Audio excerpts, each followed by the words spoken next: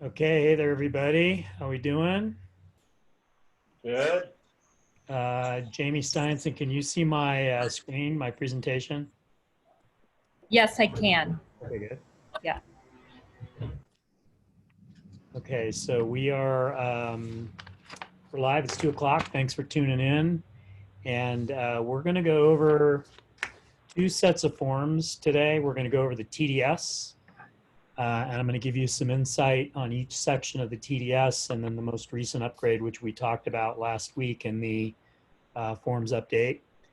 And then I'm going to go over buyer representation, and there's three separate documents that are available in the CR library that address the buyer representation. Most commonly, people think that there's just the one. There's the buyer broker agreement, and there's actually three separate documents. We're going to talk about the differences and maybe a little bit about why it might be a good idea for you to employ one of these three documents when you're working with buyers, and some of the psychology and the thought process that goes into that. But first, we're going to talk about the transfer disclosure statement. And let me just see if I can minimize you guys so I can see my screen. So in the transfer disclosure, obviously all of us are accustomed to the transfer disclosure, but I think this is a good opportunity for us. I'm going to go ahead and mute you guys. So if you want to ask a question, unmute yourself. Okay. Oops, sorry. Let's go back here and play. Obviously, in every transaction, we have a transfer disclosure statement. And there is a slight change in the document, which I'm going to point out here in a second.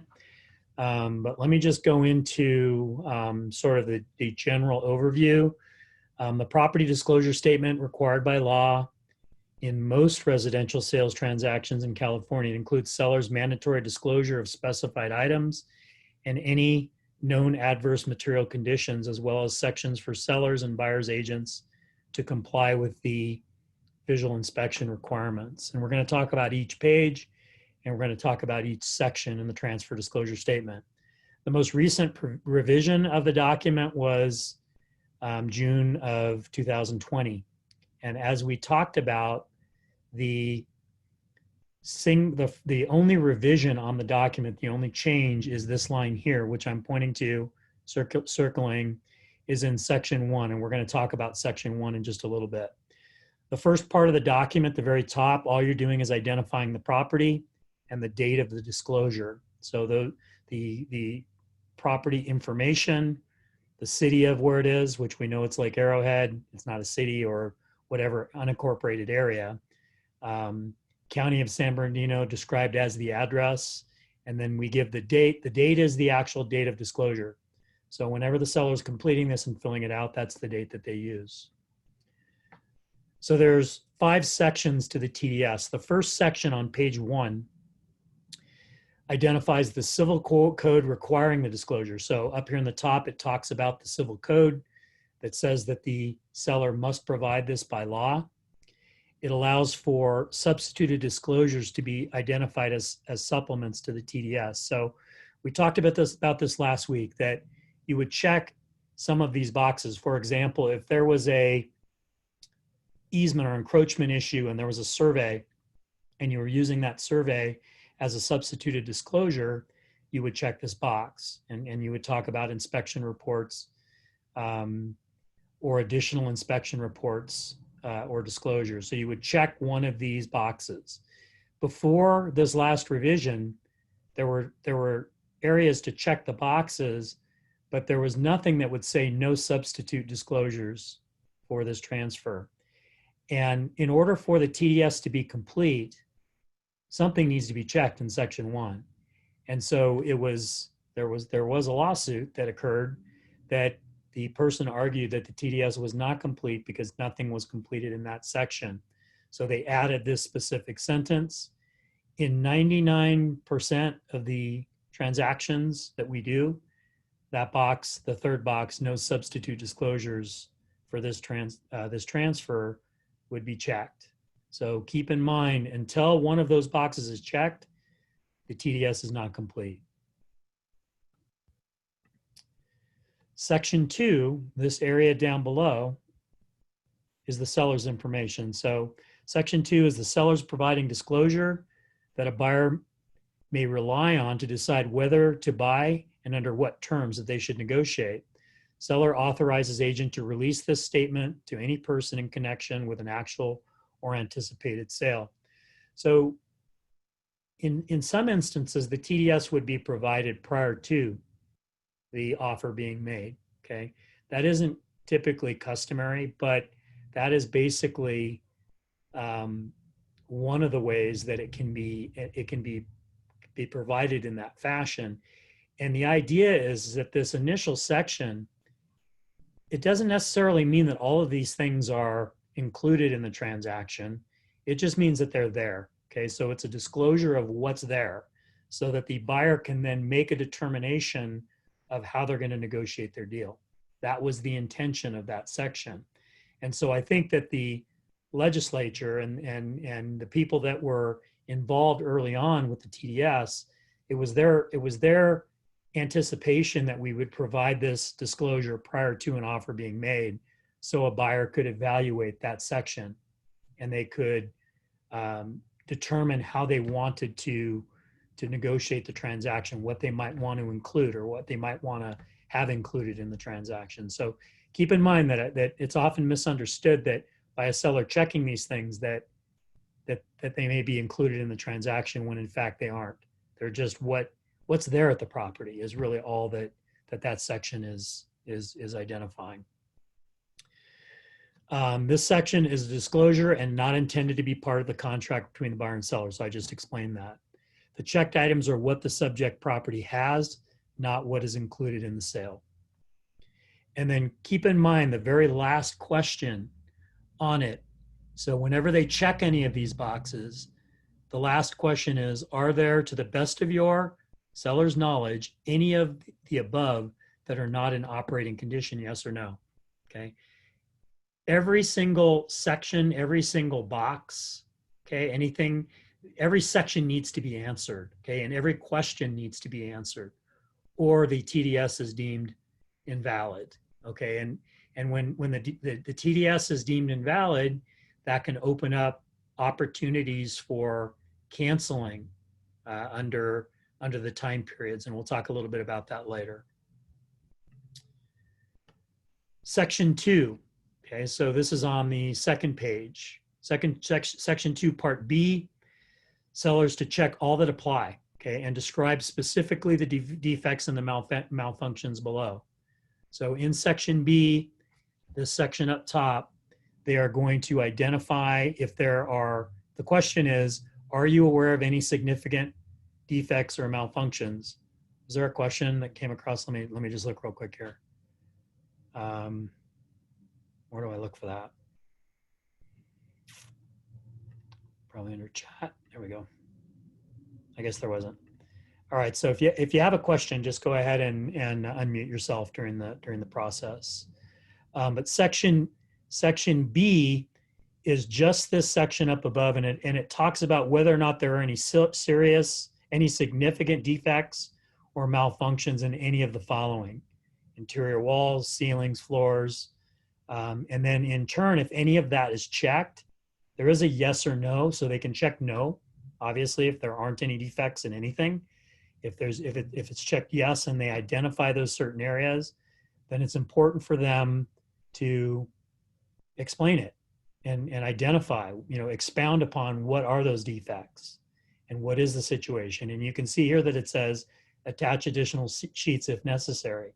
So you would then write you wouldn't, but the seller would write that in these comments that see attached addendum or see attached list or see attached additional comment, okay? Further, the disclosure is made in this section, this area here, which talks about that some things that are in the property may not be in compliance with current codes and standards, okay? It's making people aware that hey, yes, there may not be defects, but you need to understand that the property isn't and not intended to be, and it isn't required to be up to current codes. And that's basically what this paragraph explains. Section 2, Part C, the seller must answer all the questions. If he leaves any of these questions blank, okay, or if he answers yes to any of these questions and he doesn't down below explain them, then the TDS is invalid. Okay, it's not complete. So they must answer all the questions and they must elaborate below if there are any yes answers. So we all know that typically the ones they forget about are, yes, there are CCNRs, okay, in certain tracts. There may be a homeowners association. There may be other things that apply, and they need to make sure that they're answering those correctly. Now, in the event that a seller answers it incorrectly, okay, you do one of two things. First of all, you could ask them to correct it. They're answering based on their own knowledge and what they know about the property. So you can ask them to correct it by providing them the information, or simply you can amend the disclosure in your agent's visual, identifying that those things are incorrect. So for example, if they forget to say that there are CCNRs in Arrowhead Woods, I would recommend that the seller amend the TDS and change that. If they choose not to do that because they aren't fully aware of that, even though you're telling them that, then at a minimum, you need to make sure that you disclose that in your AVID. Section 2, Part D specifically addresses the seller requirements to ensure that smoke detectors are installed and the water heater is strapped in accordance with the law prior to the close of escrow. So that's this section down below here. There are two separate sentences. One refers to smoke detectors. The other refers to the strapping of the water heater. And those are statutory requirements that the seller must take care of. Hey, Steve, Yes. back in the section 2 with the CCNRs. So anything in Arrowhead Woods we have to put for AWAC? Is that? Yeah. Okay. There is an architecture committee. So if we go back to that, let me go back to that. Actually, let me pull up, I've got a copy here. So the common ones that are missed are CCNR and other deed restrictions or obligations. And then under homeowners association, AWAC is not a homeowners association, but there are deed restrictions. So I would typically answer that question yes, and I would put AWAC, governed by AWAC. Okay. CCNRs and deed restrictions under obligations. There are CCNRs in every tract of Arrowhead Woods. There may be CCNRs in other areas, I don't know of any in Crestline, but there may be some other areas that do have CCNRs. So you want to check that. Okay. Does that answer your question? Yep. Okay.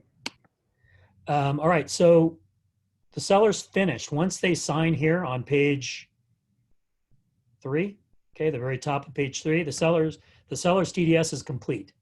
All right. So they have finished their portion of it. And then on it goes to the agents. So section 3 is for the listing agent to complete. We utilize the AVID to document our inspection. Thus, the checkbox should be checked if we represent the seller, and the AVID should be checked. Excuse me, the AVID should be attached to the TDS. So again, if we represent the seller and we check see attached agent visual inspections disclosure, and you don't provide that, the TDS isn't complete. Okay. There is a second box that says that the agent notes no items to disclose. Highly recommend that you don't check that box because there's always going to be something that needs to be disclosed. I very rarely would we have a property that wouldn't be the case. I suppose you as an agent could check this box and provide the AVID at a later date.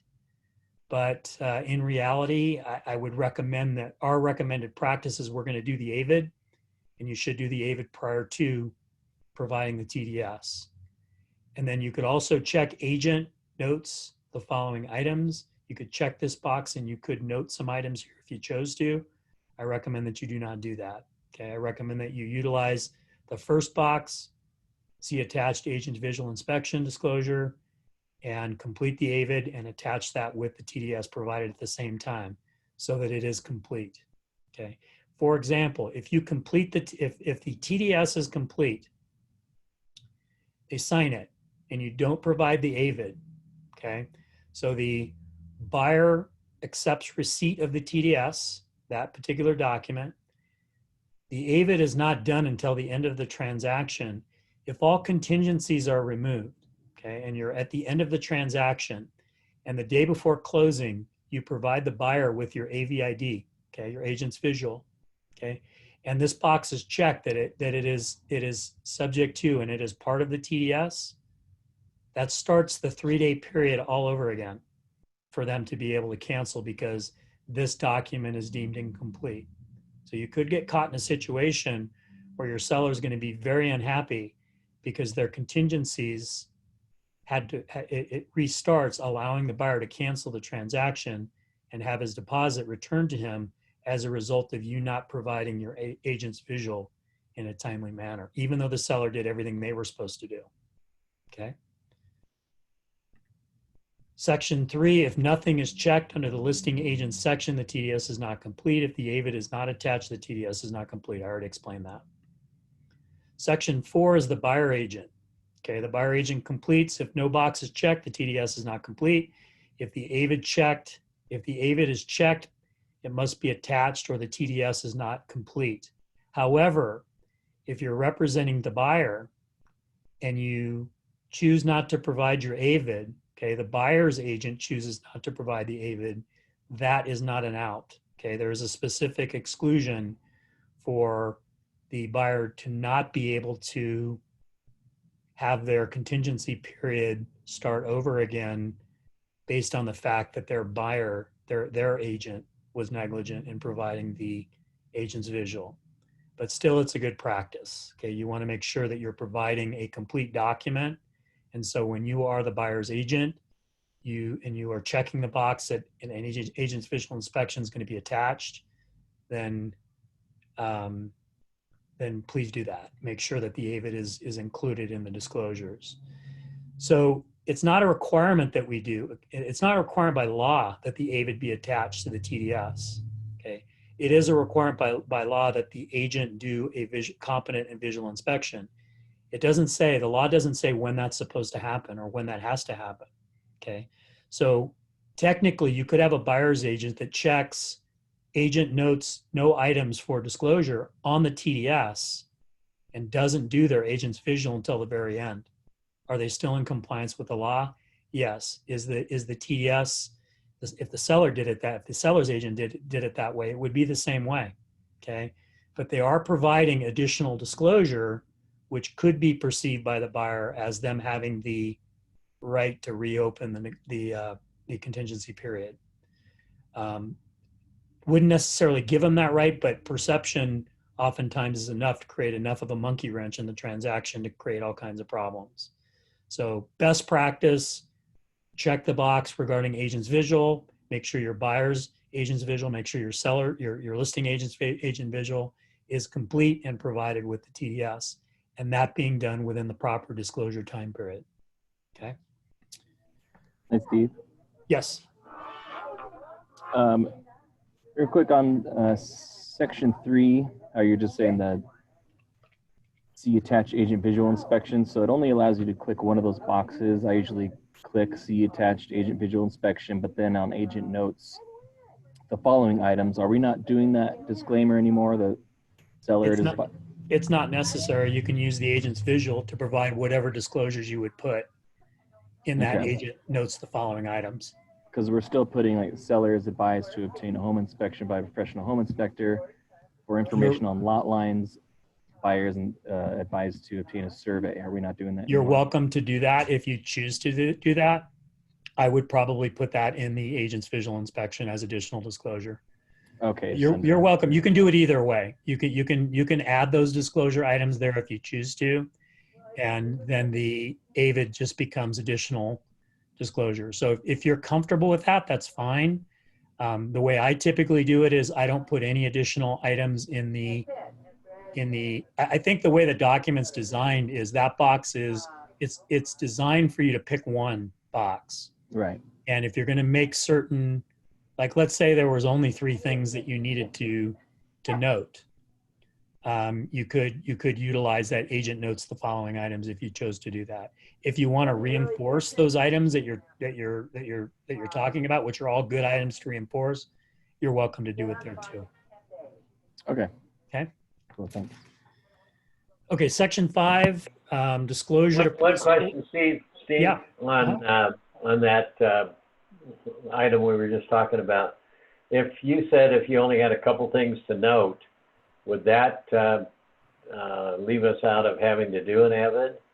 Well, Or you always want the avid anyway? No, it's a company policy that you do the AVID. And the reason why is because it documents the fact that you did your diligent inspection. If you Okay. don't have an AVID and you get sued, and the other attorney Party. says to you, well, when you did your home inspection, how did you note any defects? What proof do we have that you actually did the diligent inspection of the property? And you're Right. going to be hard pressed to, unless you pull out your date timer and say, okay, well, I was there on this date and this is when I did it. Having the AVID is clear-cut proof that you actually were there and you did it, and you actually took care of that requirement. Okay, that's what I thought. We just wanted to clarify it. Yep. Okay. Section 5 discloses to principals to obtain professional advice regarding the property to ensure appropriate provisions in the contract between the buyer and seller are made. So again, it's a disclosure and a statement absolving us of the responsibility, so the buyer can't come back and say, well, gee, these defects that he called out, Dieter, you minimized. You said not to worry about those things. Okay, I mean this is the impression I got, that they weren't any big deal. Okay, well this disclosure says, hey, if there's any defects, if there's any problems, we're recommending that you have them checked out. We recommend that you have them inspected, or make sure that you write in whatever provisions that you feel you need in order to satisfy your concerns. And it just is a protection for us that they can't come back and say, because conveniently they're going to come back and say, well, I just signed off on it because you told me to. I didn't realize that this was as big of a deal. I didn't really realize that I should maybe do some additional investigations. Section 5, principals and agents acknowledge with a signature that that this is a receipt of the complete disclosure. Due to the multi-steps of the document, the appropriate date of acknowledgement is required. Acknowledging an incomplete document is inappropriate. We've had some problems over the past where the seller will sign above, okay, on the very top up here, and then they'll go ahead and they see their seller's name down here and they go ahead and sign down here as well. And you all know that it's a point of contention, because Nicole will come back after you to have the seller re-sign it, because it's important. What they're signing here is they're signing that they have received the complete document. They're receiving a copy of the complete document. If they sign here and then more information is added by the agents here, then they've signed before the document was complete. That's why it's such a big deal. Now, down here, these dates are not important. I mean, they are important as long as they are after this date or this date, whichever one is later. This could be completed prior to this one. But this acknowledgement for the agents needs to be after the document is completed by the last agent. Okay, same thing with the seller. Now, can the agent sign before the seller signs and the buyer signs? Yes, they can. So as long as these dates are after these dates up here, then it's satisfactory and the document is completed properly. Section 5, additional disclosure stating the buyer has at least 3 days after receiving the completed keyword completed TDS to rescind a purchase. We've seen it happen where the buyer's being crafty. They did sign off all contingencies. They want to cancel their transaction, and they point to the fact that the TDS was not complete because either something wasn't fully done on it, or and for example, in section 1 before, that was one way they got out of it because none of the boxes were checked, or that most commonly the AVID isn't done timely and wasn't provided with the TDS. It's provided at the end of the transaction. The buyer then says, I want to cancel the transaction under the rights that I have because I have 3 days once the completed TDS is provided to me. I want my deposit back. You can imagine the stress and the hassle that creates with the seller when they find out that the reason why the contingency is reopened is because the listing agent didn't provide the document that they were supposed to provide. Not good. Okay, that becomes a big problem for us. The final disclosure to all that the brokers are not qualified to provide legal advice and that they should consult an attorney. That's down here in the very bottom. Again, just a blanket disclosure saying, hey, if you have any concerns with legal matters, we're not qualified to provide that legal advice to you. You need to make sure that you are checking with counsel. The final comment I will just say on the TDS is never check any boxes. If the seller says to you, please write this down, nothing gets done on that TDS that's outside of section 3, 4, or the acknowledgement. Okay, so if you're a listing agent, section 3 is where you're safe to write something, and then the bottom acknowledgement, acknowledging receipt. Or if you're the buyer's agent, section 4 and the acknowledgement. Other than that, nothing else gets checked. Okay, we don't write on the TDS. It is the seller's disclosure. It's required by the seller by law for them to provide it, and we can't be checking any boxes. We can't be writing things down. We can't be making corrections on it. That is kind of a holy grail that most every dispute or lawsuit that we incur reverts back to the TDS. It's the first document that the plaintiff's attorneys ask for. They want to see the TDS immediately. Of course, they want to see all the other disclosures. They want to see the contract, but the very first thing they're going to look for is going to be the TDS. That document needs to be complete, and it needs to be done in the seller's hand. It can't be something that it can be construed that somehow we modified or changed it. Otherwise, we're going to get hammered on that. Any other questions on the TDS before we move on? Okay. All right. So let's talk about buyer representation. So there's 3 separate documents. Okay. And this is over here on the right. This is a quick guide. You'll be able to, I'm going to have the slide deck for you so you can go back through this. I'm going to go through this really quickly, and it's going to be the bulk of my presentation regarding these buyer representation agreements. I'm not going to actually go through the language on the documents because it's pretty self-explanatory, but I want you to understand that there's 3 of them, okay? There's one that's called the BRE, which is the buyer representation exclusive. The BRNE, which is the buyer representation not exclusive, and the BRNN, which is a buyer representation not exclusive and with no compensation, okay? And so I think that there's a general resistance to using these documents. There's a very good YouTube video that John Giardinelli is not one of my favorite attorneys. He used to be the RIM Association of Realtors board attorney. He's not my favorite guy, but he did a very good video. It's about 20 minutes long on YouTube. If you go to YouTube and you search buyer representation agreements, John does a very good job of explaining why you should use one, okay? Or you should use one of these 3 documents. And I'm going to paraphrase it, but the reason why he says you should do it is that in virtually every service, professional service, business, you have an agreement. You have a contract, okay? On the seller side of the business, we have a listing agreement, okay? There's a contract. And what does that contract do? Primarily what the listing contract does is it minimizes confusion and it sets the expectation of what's going to happen. Of course, it handles compensation, and so does the BRE, the Buyer Representation Exclusive Agreement. So the BRE is the flip side of the listing agreement on the buyer side of the transaction, where you're outlining what your responsibilities are. And John makes an argument. He says that oftentimes buyers expect that realtors are going to do things for them that they really aren't going to do, or that we're not allowed to do. Okay, we're not permitted. We're not qualified to do certain things.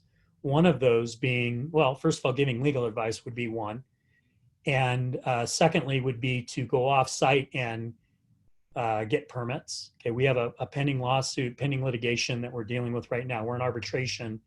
One of our agents, the guy alleged that he instructed them to verify the permits, when in fact that didn't happen. Okay, and it wasn't anywhere near part of our scope.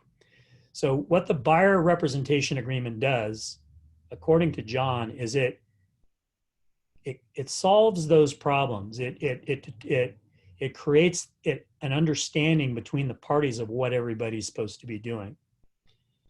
And in this Q&A, in the quick guide, there's a couple questions. And the first is, why would a buyer agree to sign a buyer representation agreement? Why would a buyer agree to sign one? Okay, because aren't they free to choose whoever they want to work with on the buyer side? Well, yeah, they are. Okay, but there's a couple reasons why a buyer might want to sign one. First, the buyer's real estate licensee representative is committing in writing to look out for the buyer's interests. So there's nothing wrong with you saying, look, I'm going to invest my time to help you accomplish your goals, your real estate goals. And it's important for us to have an agreement. It's important for you to have an understanding of what I'm going to do for you and what I'm supposed to do for you. And therefore, we're going to have you sign one of these three documents. Now, you might not be comfortable having them sign the exclusive document, the BRE, because at that point, you're locking them in. Okay, and there could be good reasons why you want to lock them in. Maybe it's someone who is going to require special handling, or there's some special situation that you need to make sure that you're compensated, because you're going to be investing a lot of your time, energy, or money in helping this person. Okay, so it may be there may be situations where it warrants it. I can tell you that when you go to work for an attorney, they're not going to, when you're going to get an attorney to work for you, they're not going to do anything without you signing some agreement with them, some retainer. And I know we're not attorneys, but we are investing a lot of our time and a lot of our energy in these people. And I think if we got to a point where we were more proactive with respecting our own time and our own worth, we would probably be more inclined to come to an agreement and have that language to get a buyer to sign. As we see more pressure on commissions, okay, the buyer exclusive agreement says that the buyer is going to guarantee that you're going to be paid X, okay? And if you're going to have to go search for a property, so let's say you believe that your time is worth 3%, and for representing on the buyer side of the transaction, and you're finding that commonly they're only offering 1% in certain markets and certain areas. Okay, the buyer exclusive agreement allows you to write in the buyer. I'm going to work for you, buyer. I'm going to go find this property for you. Now more than ever, when inventory is low, a good buyer needs someone looking out for their best interest. And if you're able to find that property for them, they would be willing to pay you. Okay, they would be willing to pay you what you believe you're worth, even if the seller isn't willing to. And the way that the compensation works in that agreement is it says the buyer is going to agree and guarantee that the buyer's agent is going to receive his 3% compensation. The amount that's offered by the seller is deducted from that. And so what that buyer is required to pay is the difference between what's offered and what you agreed to in your contract. Now, it sounds foreign. It may sound foreign to you, like, I don't know how I could ever do that. But I think if you really think long and hard about it, you could find a way to explain it, and you could find a way. There's going to be situations. Now, the exclusive one guarantees you that, okay? Let's say, for example, it protects you so that if you're out showing property to somebody for 3 months and they decide to go on to someone else and make an offer with someone else, they're on the hook to pay you that 3%, okay? The second buyer broker agreement or buyer representation agreement is the BRNE, which does the same thing, but you're not exclusive, meaning that you only are compensated a certain amount based on the fact that you actually represented the buyer. Okay, so that might be a more palatable situation. But if you have an inclination that you're going to have to spend a lot of time with somebody and you don't feel that they're very loyal or they have special requirements, then the BRE is probably the way to go, because you're going to invest a bunch of time in this person and you're going to run the risk of not being paid. And we've historically and traditionally, we've been that way, right? And I can probably, many of you who are on this call or that are listening to the Zoom call can probably give many instances where you got screwed out of a deal with someone and you spent a lot of time and potentially money on this person. And having had a buyer broker agreement or a buyer representation agreement in place, potentially you would have been protected. So I think you should look at it. I think you should understand the differences of them. And maybe think a little bit more open-minded about the fact that it's not necessarily only about compensation. It's also about the expectations and outlining between the two parties what the buyer's supposed to do in this relationship and what the buyer's agent is supposed to do in this relationship. Couple more reasons why a buyer would agree to sign the buyer representation agreement. Most buyers have no out-of-pocket cost to pay their buyer's representative fees because the compensation is generally paid by the seller. So in most instances, the seller is going to pay the compensation, so the buyer isn't typically on the hook. Now, if you find them a property, now they're a bit, not you, but maybe there's going to be an agent that wouldn't show the buyer a property that had a 1% CSO, because they're not going to work for 1%. There are going to be agents that are going to be under those circumstances. The reason why it would be important for the buyer to agree to the buyer representation agreement is they don't want to miss out on that property, and they might be willing to pay the difference, the additional amount, the 2%, for them to be able to see that property. That would be another advantage or another reason why it would be important for a buyer to sign a buyer representation agreement.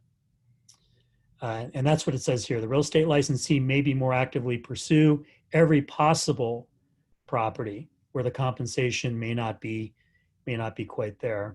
As market conditions change, working with a real estate licensee that is contractually committed to you is going to be an advantage for a buyer. Wouldn't you think in today's market that a buyer would feel that they have an advantage by having an agreement with a buyer's broker because of the current environment? You know, having someone work for you and looking out for you is part of that benefit. Okay, let's so on the very first one, the BRE, this form establishes the agency relationship between a prospective buyer and a realtor and grants broker the right to run a credit report on the buyer. So that's the other thing that it allows you to do. The compensation paragraph spells out that a commission is due to the broker from the buyer directly. However, amounts received from another broker on the sale are credited against the buyer's obligation.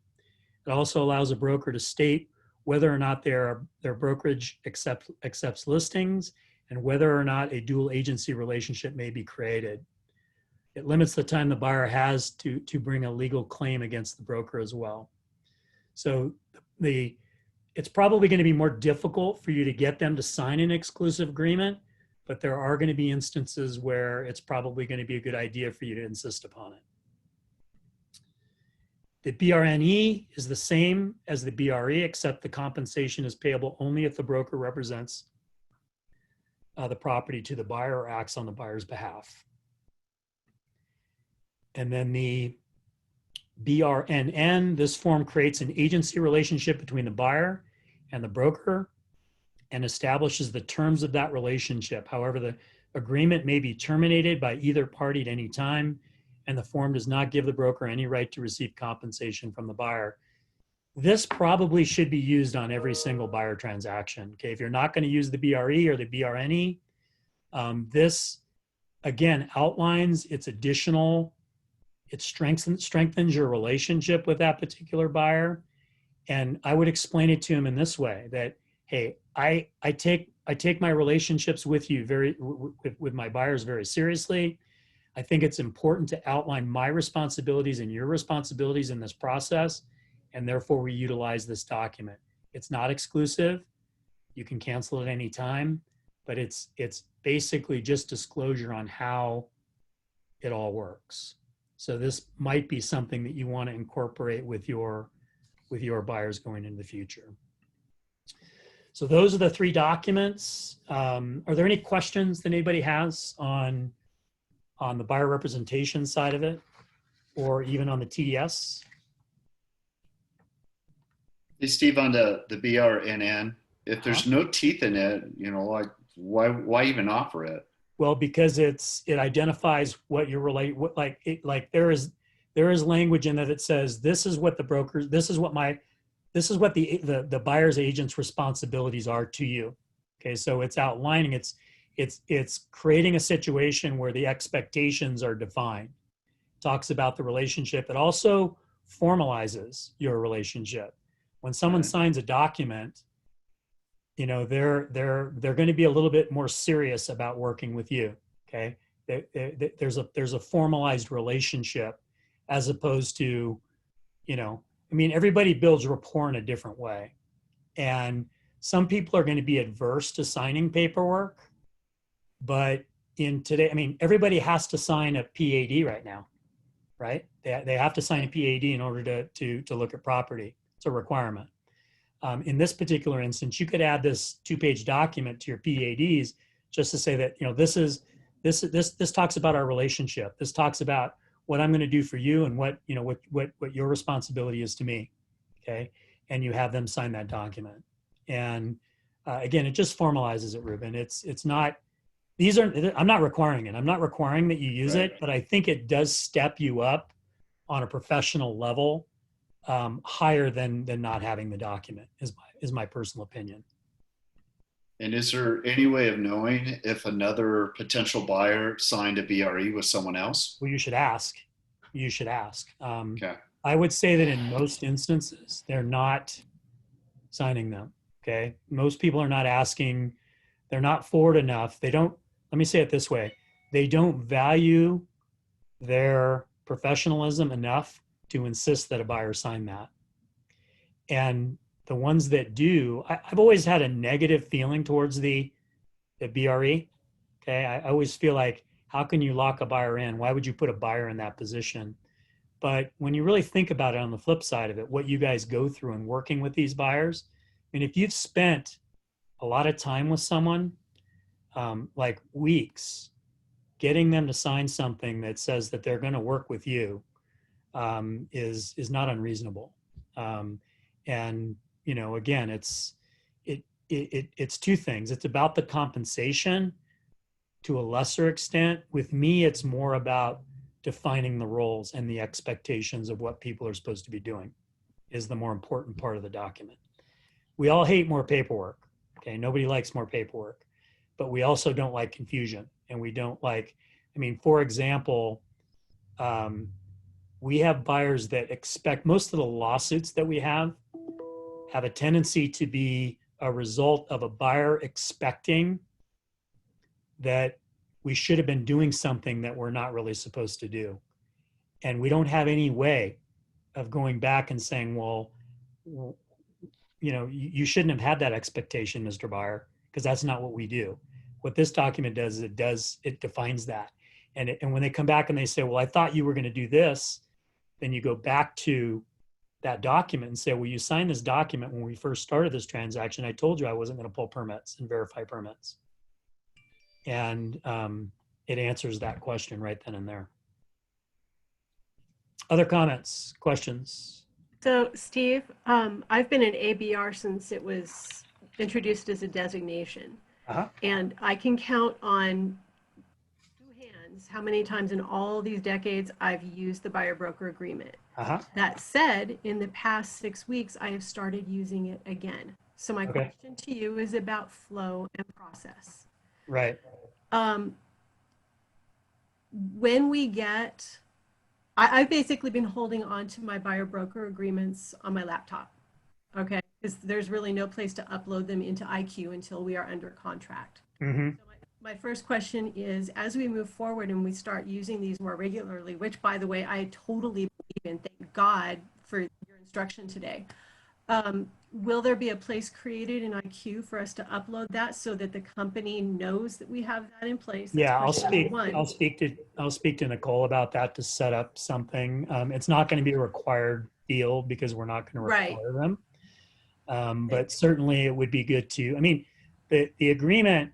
It's important to me, I guess, because I'm the broker. But really, it's about you. I mean, it's about you Mhm. having an understanding of, your relationship with your buyer and your use of your time. And so initially, like you said, you retain them in your computer, you have them, you maintain your own record. But yeah, absolutely, it needs to be a part of our file once we get to that point where you put a deal together. It doesn't need to be in there prior to that. The other half of my question regarding flow and process is, were we to have a buyer broker agreement in place and the commission being offered to us was adequate to cover that, A, would you still want us uploading it into IQ as part of the transaction? And B, if it was not enough, how would we fill out the ATR to be able to reflect where that commission is coming from? Because right now the ATR is set up pretty much to reflect the seller paying the commission. Yeah. How would we reflect that so that things could be processed correctly? You would just have to put a notation on the worksheet that says that X amount is coming from the seller and the balance, whatever amount is coming from the buyer as additional compensation. I'm not going to modify that document because it's going to be so infrequent that that's going to happen, but you would just make a notation on that document saying that there is going to be there's nothing that's, I mean, the other thing is we all take for granted the fact that the seller always pays the commission. Okay, that isn't the case. And I think we're going to see over time movement away from that. We're going to start to see it separating. We're going to start seeing sellers offering less in brokerages. We're already seeing it. Okay, Yeah.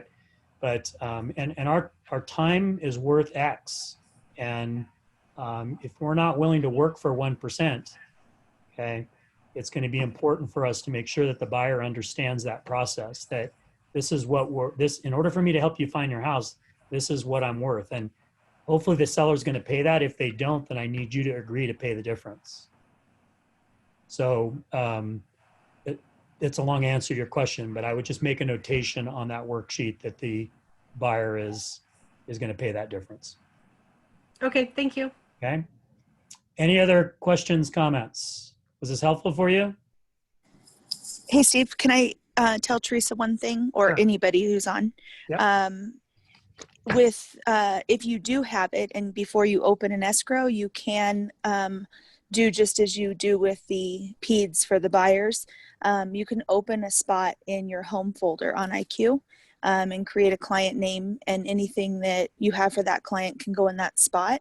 And then when a transaction does open, you can go into the home folder and just click move to file, and it automatically will be sent over to that transaction. But if anybody has questions on how to do that, I can walk them through it. Thanks, Nicole. Appreciate that. And I'm not sure what we'll go over next week. I'm going to do the same thing, 2:00 next week, next Wednesday. And I'll let you know well in advance what other documents we're going to review. But thanks for tuning in today. And this will be posted, and it'll be on YouTube, and I will send it to you via email. It'll also be on the CB Skyridge Mastermind page, so you can go back and refer to it if you choose to. Okay? Have a good one, you guys, and thank you. Thank you Thanks, so Steve. much.